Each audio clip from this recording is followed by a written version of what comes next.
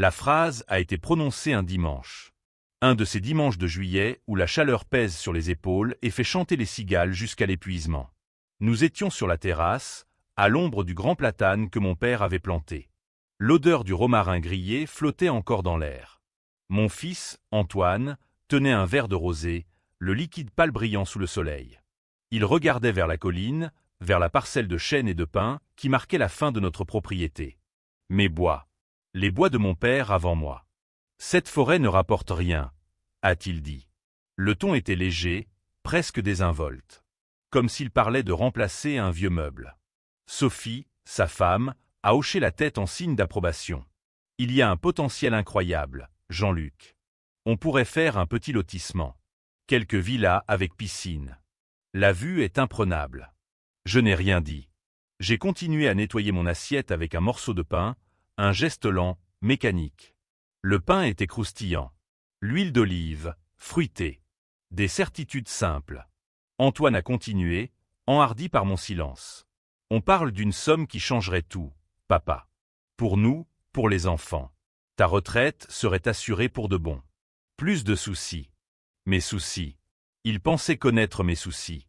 J'ai levé les yeux vers la forêt. Je la voyais, non pas comme une parcelle cadastrale, mais comme une collection de souvenirs. Je voyais le chêne sous lequel j'avais appris à lire.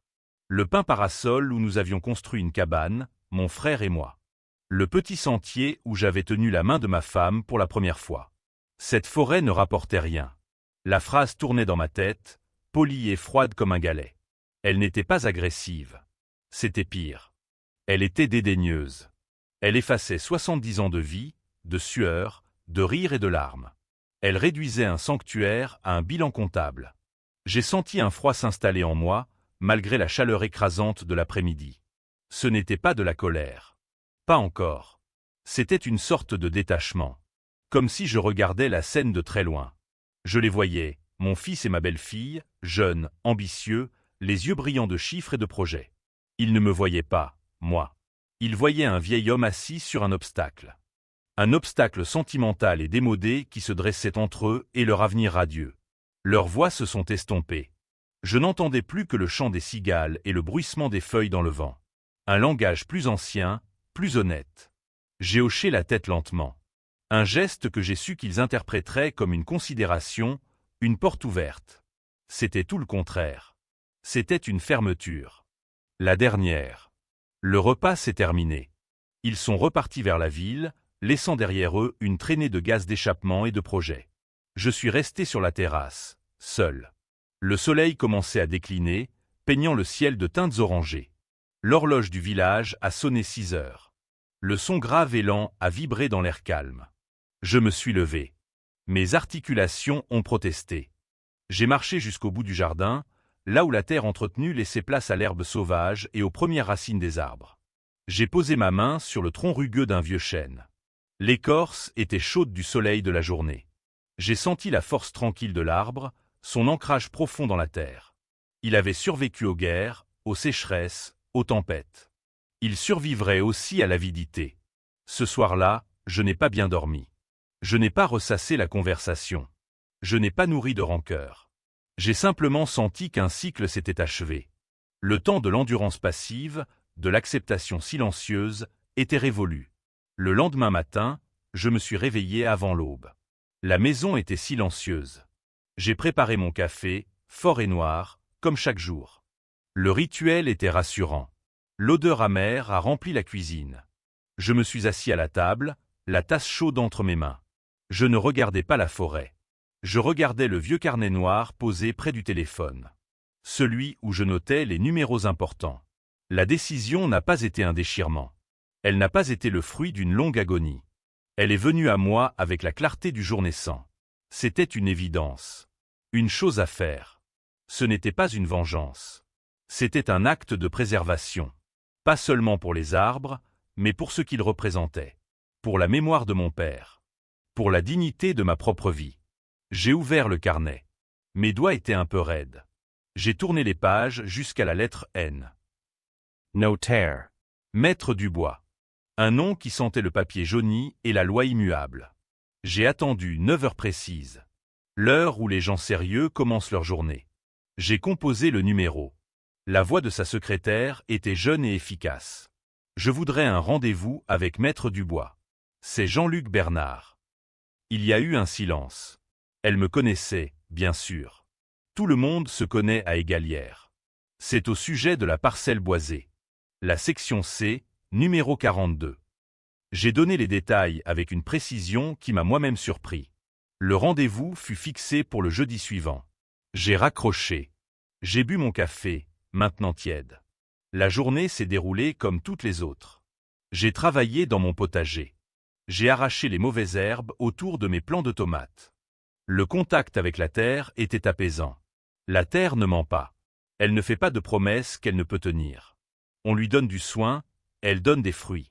C'est un contrat simple et juste. L'après-midi, je suis allé jouer à la pétanque sur la place du village. Marcel était là, comme toujours.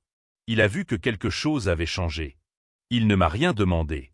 Nous avons joué notre partie en silence, le cliquetis des boules de métal brisant la torpeur de l'après-midi. « Tu tires ou tu pointes » m'a-t-il simplement demandé. J'ai pointé. J'ai toujours été un pointeur. Un homme de précision, pas de force brute. Le jeudi, j'ai mis une chemise propre. Je me suis rendu au bureau du notaire. L'odeur était exactement celle que j'avais imaginée. Un mélange de cire d'abeille et de documents anciens. Maître Dubois était un homme de mon âge, mais le poids des secrets des autres l'avait voûté. Il m'a accueilli avec une poignée de main sèche et formelle. Nous nous sommes assis dans son bureau sombre, encombré de dossiers. Le seul son était le tic-tac d'une vieille horloge comtoise. « Alors, Jean-Luc, que puis-je faire pour vous? Un problème avec cette parcelle ?»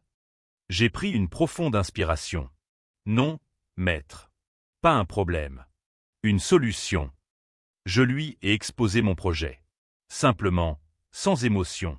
Je lui ai dit que je voulais faire de la forêt une réserve naturelle. Un espace protégé, intouchable. Je voulais lui donner un statut juridique qui interdirait toute construction, toute coupe, pour toujours. Il m'a écouté sans m'interrompre, ses doigts fins joints sur son buvard en cuir. Ses yeux ne me quittaient pas. Il ne cherchait pas l'émotion, mais l'intention. La solidité de la résolution.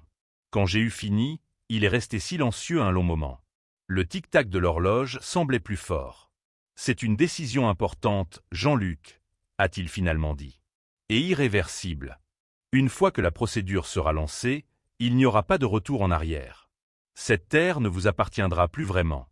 Elle appartiendra à sa propre nature. » « C'est exactement ce que je veux, ai-je répondu.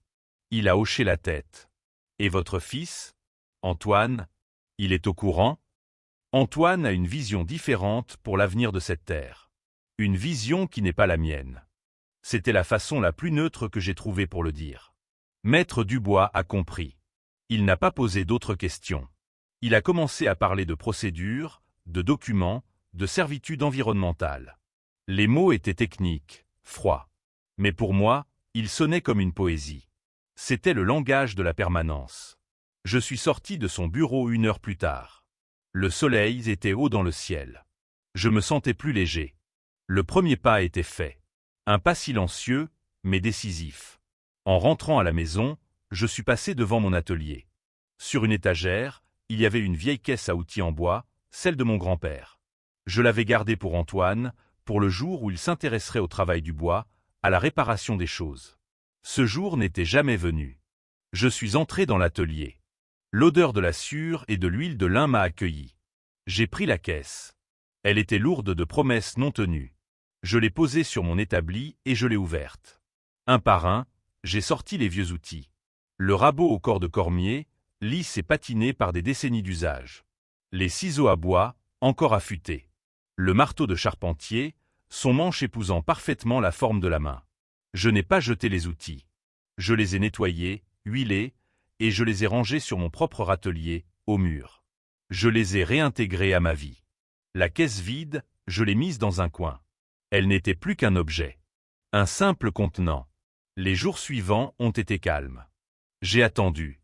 Je savais que le silence ne durerait pas. Le premier appel d'Antoine est arrivé le mardi suivant. Je travaillais au jardin. J'ai laissé le téléphone sonner dans ma poche. Je n'ai pas répondu. Un message vocal. « Papa, c'est moi. Je voulais juste prendre des nouvelles. Et discuter un peu de notre projet pour le terrain quand tu auras un moment. Rappelle-moi. Je l'ai écouté. J'ai effacé le message. 2 jours plus tard, un autre appel. Manqué. Puis un texto. Papa, tout va bien? Je n'ai pas de nouvelles. J'ai lu le message. Je l'ai effacé. Le week-end, les appels se sont intensifiés. C'était au tour de Sophie. Sa voix sur la messagerie était mielleuse, faussement inquiète. Jean-Luc, nous sommes inquiets. Antoine me dit que vous ne répondez pas. J'espère qu'il ne vous est rien arrivé. Donnez-nous juste un petit signe. Leur inquiétude. Elle n'était pas pour moi. Elle était pour leur projet. Mon silence était un grain de sable dans leur mécanique bien huilée. Ils n'essayaient pas de comprendre. Ils essayaient de résoudre un problème logistique. Je me suis souvenu de toutes les fois où mon opinion n'avait pas compté. Le déjeuner de Noël où l'on m'avait dit que mon coq au vin était trop démodé. La fois où ils avaient vendu le vieux buffet de ma mère sans me consulter, parce qu'il ne s'intégrait pas dans leur intérieur moderne. Toutes ces petites morts silencieuses. Mon silence d'aujourd'hui n'était que l'écho de leur surdité d'hier. C'était une conséquence, pas une punition. Je continuais ma routine. Le café du matin, le potager, la pétanque, la lecture le soir. Ma vie était pleine. Ce n'était pas une vie d'attente. C'était eux qui attendaient. Ils attendaient que je redevienne le vieil homme conciliant et invisible qu'ils avaient l'habitude de gérer. Un après-midi, alors que je taillais mes rosiers, une voiture s'est garée devant la maison. Ce n'était pas celle d'Antoine. C'était la petite voiture de ma petite fille, Léa. Elle est sortie, un grand sourire aux lèvres. Léa étudiait la biologie à Montpellier. Elle avait les yeux de sa grand-mère. Des yeux qui voyaient vraiment. Elle m'a embrassé. « Salut papy. J'étais dans le coin. Je suis passé te faire un coucou. » Elle n'avait pas d'arrière-pensée. Je l'ai su tout de suite. Nous nous sommes assis sur la terrasse. Je lui ai servi une limonade. Elle m'a parlé de ses cours, des insectes, des plantes. Ses yeux pétillaient de passion. Puis, elle a regardé vers la forêt. C'est tellement beau, ici. Tellement paisible. Tu sais, on étudie les écosystèmes forestiers. Celui-ci est un trésor. Il y a des chênes vers centenaires. C'est rare. Elle voyait. Elle n'avait pas besoin de plan cadastral pour voir la valeur. Je l'ai regardée. Et pour la première fois depuis des jours, j'ai parlé. Je vais m'assurer que ça reste comme ça. Elle a tourné son regard vers moi. Il n'y avait aucune surprise. Juste une profonde compréhension. Maman m'a appelé, a-t-elle dit doucement. Elle a dit que tu ne répondais plus, que tu étais bizarre. Je ne suis pas bizarre, Léa. Je suis juste là. Pour la première fois depuis longtemps, peut-être. Elle a posé sa main sur la mienne. Sa peau était jeune et douce sur mes doigts noueux. Ils ne comprennent pas, papy. Ils ne voient que ce qu'ils veulent construire. Pas ce qui est déjà là. C'était une validation. Un baume sur une vieille blessure. Quelqu'un voyait. Quelqu'un comprenait. Je suis désolé qu'il te traite comme ça, a-t-elle ajouté. Je n'avais pas besoin de plus. Nous avons passé le reste de l'après-midi à nous promener dans la forêt. Elle me nommait les plantes, les mousses. Je lui racontais les histoires des arbres. C'était un échange. Un partage. Quand elle est partie, le soir, je me sentais plus fort. Ma décision n'était plus solitaire. Elle était partagée, comprise. Un mois plus tard, Maître Dubois m'a appelé. Tous les documents étaient prêts. L'acte de donation à une fondation de protection de la nature était rédigé. Il ne manquait que ma signature. J'y suis allé le lendemain. J'ai signé les papiers.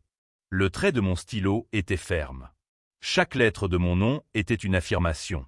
C'était fait. La forêt était sauvée. La nouvelle a dû arriver par un courrier officiel. Froid et impersonnel. Antoine n'a pas téléphoné. Il est venu. Il est arrivé un soir, juste avant le dîner. Sa voiture s'est garée avec un crissement de pneus sur le gravier. Il est sorti, le visage fermé. Je l'attendais sur le seuil. « Comment as-tu pu faire ça ?» a-t-il lancé, sans même un bonsoir.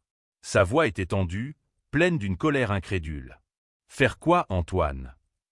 J'ai gardé ma voix calme. « La forêt. Tu l'as donnée. Sans nous le dire. C'était notre héritage. » Je l'ai regardé. Mon fils. Cet homme que j'avais porté sur mes épaules. Je ne voyais pas de la peine dans ses yeux. Je voyais de la frustration. La colère d'un homme d'affaires qui vient de perdre un contrat juteux. C'est mon héritage, Antoine, ai-je dit doucement. L'héritage que j'ai reçu de mon père. Et c'est à moi de décider comment le transmettre. Le transmettre? Tu l'as détruit. Il ne vaut plus rien. C'était là. La phrase clé. La valeur. Au contraire, ai-je répondu. Il vaut enfin son vrai prix. Un prix qui ne se mesure pas en euros. Tu as dit toi-même qu'il ne rapportait rien. J'ai fait en sorte que ce soit vrai. Il ne rapportera jamais d'argent. Il rapportera de l'ombre en été, de l'air pur pour tes enfants, un abri pour les oiseaux. C'est sa nouvelle fonction. Il m'a regardé, abasourdi. Il ne comprenait pas. Il ne pouvait pas comprendre. Nous ne parlions plus la même langue. C'est égoïste, a-t-il murmuré. Peut-être, ai-je concédé. Après des années à ne penser qu'à vous, j'ai pensé un peu à moi. Et à cette terre. La conversation était terminée. Il n'y avait plus rien à ajouter. Il a secoué la tête, un geste de dépit et d'incompréhension. Il a fait demi-tour et il est remonté dans sa voiture. Je suis rentré à l'intérieur. Je n'ai pas claqué la porte. Je l'ai fermée doucement. Le clic du pêne dans la gâche a sonné comme le point final d'un long chapitre.